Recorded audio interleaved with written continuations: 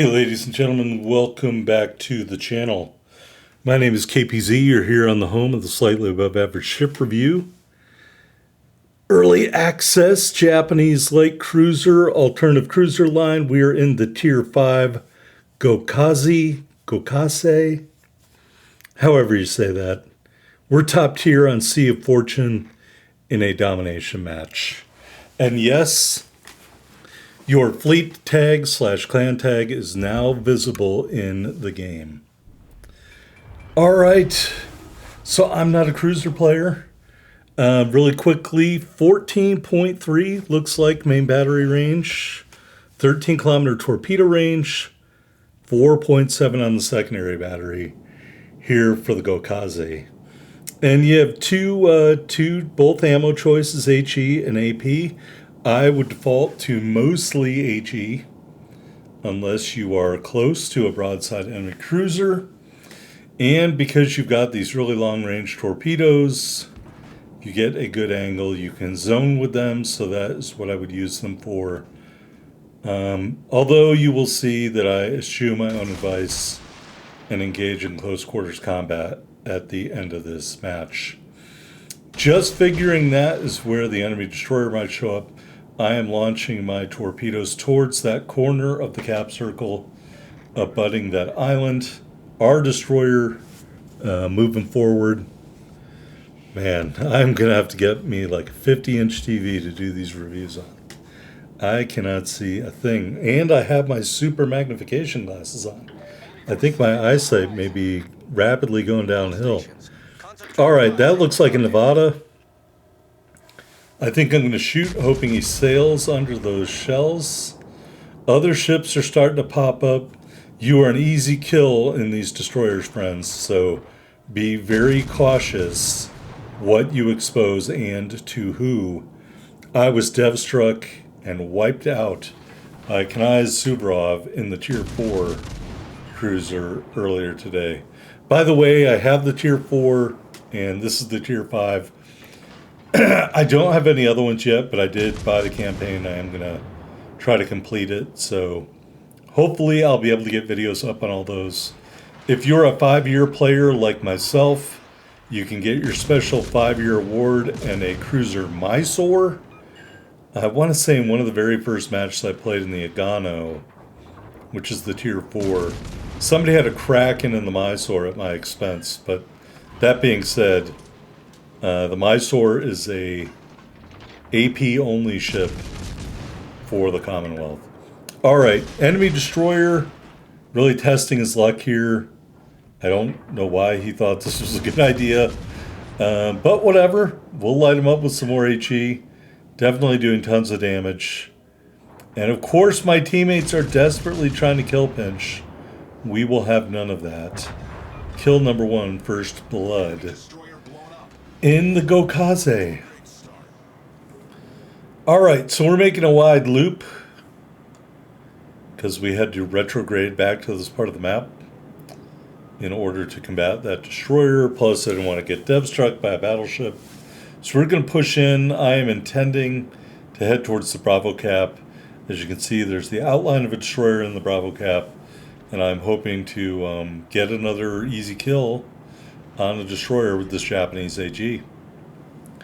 Very easy to start fires. I don't want to spoil my own match ending, but we do have a fair amount of fires towards the end. All right, shooting at Hyuga. That's probably the most dangerous ship in this match for me. Although I think there might be a oh gosh, now I'm not going to remember. I think there might be a Warspite in here too, although I may be confusing it with another match that I played today. I actually played about 2 hours of this game today, thanks to my internet cooperating. So I'm pretty happy about that. Got about 10 games in the Agano. I got about 5 games in the Mysore. And I got 1 game in the Gokase, and it's so good you're watching it right now. So yeah, I'm hoping to get an Agano or a Mysore video for Thursday. And then we'll go into the weekend. And the people have spoken. You don't want me playing any more Bully or Dishonored and stuff like that until I can stream. And I too wish I could stream. I hate to say, before this update, I was really dealing with a motivation problem for this game. And it wasn't just this game. I wasn't really interested in playing a lot of ships, so, or other games, pardon me. So we'll hold off on any further intervals because I end up getting the most votes for don't continue Bully and Dishonored. So we're just going to keep going with a couple of ship videos a week, and then hopefully I can get some better internet. Alright, shooting at a battleship going around the corner of the island. Here is a low health Hyuga, the same Hyuga that we've been worried about the entire game. Let's light him up. We don't have torpedoes yet. We do set him on fire. We're going to get a little bit of the space cap as we continue to shell the Hyuga. Set him on fire again. There's the assisted base cap. Can we skip the shells over the island? Yes, we can. But unfortunately for me, I don't think that's going to be enough. I think we're going to shoot some more shells here. But I believe someone else is going to get the kill, and they do. Alright. Dunkirky. Coming around the corner of the island, we are going to back and turn at the same time in order to get our guns on target. I found that this ship and the Agano below it both were very slow in turning. So keep that in mind. Despite what your rudder shift says, these ships are so very long, so I think they are not good at turning. That's just one man's opinion on what I felt. At least starting off about these ships. I also wouldn't shoot a lot of armor piercing. I don't really think it does a lot compared to the HE, which is some of the best HE in the game. Here we are spamming the Dunkirk with some HE. Looks like he was going to aim at me for a second, and I think I accidentally turned the wrong way here, but continuing to shell the Dunkirk. Here's where I turned the wrong way. Rear turrets only. Anyway, somebody else takes them out, so. Alright, we got both caps on this side of the match. Our team has a little under a 300-point lead, maybe like a 280-point lead or something like that. So we're going to head over here to try to take out this last destroyer. There's a smoke screen right there. And this is a role that I think at close quarters these new Japanese cruisers excel at, because you got sonar and you've got really good HE and maybe more guns. Now, that being said, again, they're not great at turning, so you got to really anticipate the enemy torpedoes coming in at you. But that being said, once you can get the enemy destroyer's broadside, you're going to tune them up with this HE. We hit our sonar, and I don't think we're going to find anything here, but we are spotted by the enemy, and so I'm just going to drive around and do some evasive maneuvers and hope that the enemy destroyer pops up. I originally thought he might be behind those rocks to my starboard side. Then I thought, oh, maybe he's around the corner of the island to the port side. But I have the sneaking suspicion he's over to my starboard side. So I'm going to default to there whenever I make a turn. I think he would have been spotted, or he would have torped by now if he was over to the port side. So my belief is that he's to the starboard side. And we're just going to wait and see if we can see him. And then I think here in a minute I'm going to make a big J turn, because I don't think he is over there by the cap. Simply because the battleship is very close to me, and I think one of the two of us would have spotted him by now. Alright, so here's that big sweeping J turn. We're still spotted. He is still aiming at us. Now, in this scenario, when you're in a cruiser or a battleship and you believe an enemy destroyer is aiming at you, like you can see the indicator above the eyeball that he is aiming at me, when that aiming goes down, that means he's launching torpedoes, folks, because he's switching from guns to torpedoes, and that's going to take that aim indicator off. Okay, so that's when you know you have to maneuver or prepare to maneuver to avoid incoming torpedoes. So we're going to just wait and see if that indicator comes up. And there it goes. So right now, we know he is torping or thinking about torping or lining me up for a torp shot. And there, he probably shot his torpedoes because the indicator comes back on. So right now, I am hoping he's over here on the other side of the island, and I'm hoping that I'm going to be able to just go right up the middle of his torpedo shot, either that or turn in to avoid it. So we're just going to keep maneuvering. And there are the torpedoes, and thankfully, due to our speed, we were able to avoid them. So now I thought, oh, he's over here where I'm aiming at. Yeah, that's not totally true. Pay attention to the minimap. He's probably dead ahead of me right now and moving to my starboard side. So there he is. We're going to turn. He is shooting armor piercing, it looks like. And that's a Gata, so that might not be a bad choice, but we're going to go bow on here. That entire salvo of his did nothing. And now I'm having internet problems, so I can't shoot. So we will launch some torpedoes instead. And now I can get all guns on target. And here comes the HE. We damage part of his steering, and we take out a turret, at least temporarily. Another salvo in, and take him down to the very nub. And we hazard his return fire. No damage. And this should take him out. And it does. Kill number 2. And here comes torpedoes. So again, a little ungainly on the steering. I thought about trying to maneuver in between the second set of torpedoes and just decided it'd be faster to go past it. And that is what I did. All right. We're going up against the Texas here, and this was a mistake on my part. I should not have done this. I should have turned around and ran away. Forgetting I'm in a Japanese light cruiser that shoots HE. I'm thinking about torpedoes, I'll be honest with you. I'm thinking, oh, I want to get in and be able to torp him. And he's shooting HE, so that tells me he might not know exactly what he's doing. But this was all a bad mistake on my part. As you can see, it looks like the other enemy ship is in Bravo. And so basically, I have 2 ships shooting at me, and no one is shooting at my teammate. I don't think that friendly battleship has left Charlie yet. I can't honestly see very well on the minimap, but we are sending torpedoes. There is another salvo of HE by the Texas. And so I just thought, oh, this guy's incompetent. I'm going to be able to drive right up to him and torp him, and life will be grand. But what is shooting at me is the Mysore that I talked about earlier. And the Mysore, right now we're able to dodge his shots, but we're getting into the point where I'm going to have to try to bow tank the Texas, and the Mysore is going to start punching me pretty hard right here, if I'm remembering what happened correctly. All right, another salvo from the Texas again.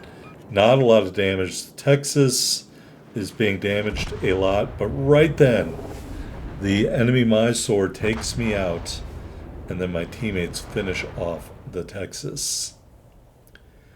So while we are waiting for the match to end, let's go to wiki.wargaming.net. Per the Navy replenishment program, plans were made to build cruisers to lead the Shimakaze-class destroyer flotillas. The Agano-class cruisers became the basis for a project that differed from its predecessor in the increased number of main battery turrets, as well as strengthened propulsion unit and AA defenses. The construction order was canceled after the Battle of Midway.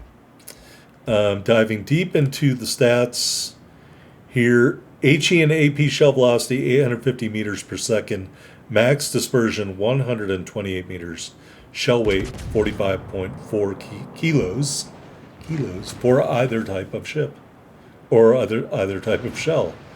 All right, so Cool J John 2847 is going to kill the Mysore here using the backing maneuver, which I don't necessarily recommend, but that's just me. You know, the Mysore is great against cruisers. Not so much against battleship armor. And that's all she wrote. All right. Thus endeth the battle. Here we are on the victory screen. First blood medal, 92,315 total damage. 2 kills and an assisted base cap. We set what looks like 15 fires. That's a lot. 268,587 silver, 9,900 ship XP, 10,000 plus commander XP in the Mysore, in the Gokase. And there we are at the top of the board. 1 medal, 2 big kills, 2611 base XP. You know why? I don't know why. We just did what we had to do in this cruiser to survive, and until we died. I think that's a pretty good first match, so we're going to leave it there. All right, here in the port, taking a look at the upgrades. I used some green XP to skip to the end. Aiming system mod 1. Steering gears mod 2. And we got all of the upgrades. And right now, Wargaming decides, oh yeah, you finished a match. So let's put that up on the screen. Gee, thanks, Ouija. I appreciate it so very much. Oh, really? They're in early access. Thank you for letting me know. All right, so I'm just going over this again in case anybody missed it. And then all the upgrades are applied to the ship. Taking a look at the loadout, 4 charges of the sonar, not particularly very long range, and 3 charges of DFAA. I just think that's more effective than the catapult fighter. That's just my opinion. And I reserve the right to change that later. Because the AA on the ship isn't necessarily very strong. We're running the Epic Ship XP booster. We have got the standard permanent camouflage all maxed out, which came with the ship. So we unlocked it and did all the paint and the 1-year strong flag. 28,300 hit points and a 4% torpedo damage reduction with our build. Got those 4 twin 152 millimeter turrets, 14.3 kilometer firing range, 9-second reload, 19.8 second turn time, HE shells 2600 max damage with a 13% fire chance, AP shells 2900 max damage. You do have some secondaries, 4 twin 76.2 millimeter guns. They fire out to 4.7 kilometers, reload every 2.4 seconds, 1300 HE shell max damage with a 4% fire chance. All right, so these ships were supposed to be about better AA and better torpedoes than the regular cruisers. Here's your torpedoes, 2 quad launchers. I don't think we had a single torpedo strike in that match. Reload every 90 seconds. Max damage, 17,233. 13 kilometer range at 60 knots. The detectability is 1,600 meters. Hopefully, that cruiser commander that you can get by doing achievements all month or whatever, the calendar they call it, hopefully that commander will be a benefit to these cruisers. So save your commander stuff up during this campaign. AA defense is still not great. Your secondaries are dual purpose and do count as AA, but it's not fantastic by any stretch. 41.3 knots, that's pretty good. 750 meter turning circle, that's bad. 5-second rudder shift time. Concealment, 9.5 in the surface, 6.2 from the air, 5.1 when firing in smoke. Of course, you don't have a smoke screen. Here's the stats. 2.0 kill death ratio. All that stuff is from the game you just saw. Main battery accuracy, 46%. I mean, it's still more than half. If you get the reference to that, pat yourself on the back. All right, here in the armor viewer, you've got a really weird-looking citadel that has multiple parts, most not heavily armored at all. So you got a step-down part and in the front and another smaller step-down part in the back of the citadel. So I don't know what to say except for you can get citadel real easy. All right, here's your bow, 16 millimeters. That may act as spaced armor or the over the front step down part of the Citadel there. I'm just not smart enough to know. And we're going to put on the turrets and barbettes. The barbettes slightly better armored, slightly. And the rest of this casemate armor provides nothing but 16 millimeters. Here I'm trying to flip through it. That armor belt is all from your Citadel. So as you can see, it is 76 millimeters on the side and probably won't do a whole lot unless you're going up against a destroyer. Here's the commander we're using in the interim, Genichi Makawa. Concealment, we got Scott, we got Swirsky for more concealment. Row 1, Ingenious. Row 2, Full Speed Ahead. Row 3, Velocious. Row 4, Steer Clear. And our legendary skill was fully packed. Like, comment, subscribe down below. Let me know what you think of Gokase. Thanks for watching. I will see you next time.